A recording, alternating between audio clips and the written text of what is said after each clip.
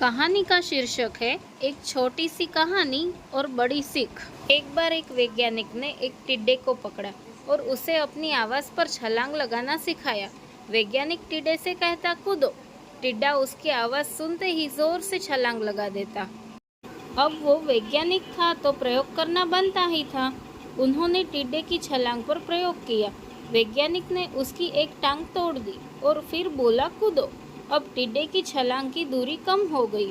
वैज्ञानिक ने उसकी दूसरी टांग तोड़ दी और फिर बोला, कूदो। टिड्डे की छलांग और कम हो गई। अब तोड़ी गई उसकी तीसरी टांग, फिर छलांग की दूरी और कम हो गई। एक एक करके बेचारे टिड्डे की सारी टांगें तोड़ दी गई।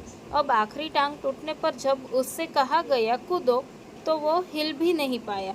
अब वैज्ञानिक ने अपना निष्कर्ष अपनी डायरी में लिखा। जानते हैं उसने क्या लिखा? जब टिड्डे की एक टांग तोड़ी गई तो वो थोड़ा बहरा हो गया।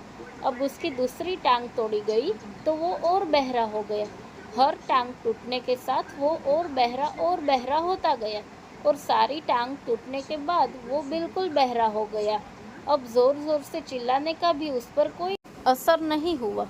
वो तो अपनी जगह से हिला तक नहीं, छलांग लगाना तो दूर की बात थी। इस कहानी को सुनकर सभी को ऐसा ही लग रहा है ना कि क्या मूर्ख वैज्ञानिक था।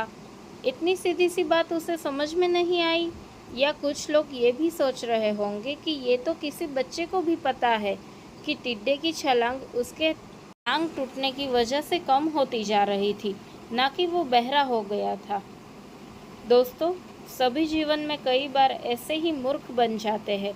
कई बार जीवन में दो घटनाएं एक साथ ऐसे घटती है कि उनका एक दूसरे से कोई संबंध होता ही नहीं, फिर भी ऐसा लगता है कि गहरा संबंध है। कभी कभी दिखता कुछ और है लेकिन समझ कुछ और आता है और वास्तव में होता कुछ और है। इसीलिए अगर पछताना नहीं है तो जीवन में जल्दबाजी में कोई निर्णय ना ले। हमेशा समझ-बूझ का इस्तेमाल करें, सावधानी बरतें, नतीजे सोच विचार कर ही निकालें। दोस्तों, आपको हमारी छोटी छोटी कहानियाँ और सीख कैसी लग रही है, हमें कमेंट सेक्शन में ज़रूर बताइए और हमारे इस वीडियो को लाइक, शेयर एंड सब्सक्राइब कीजिए।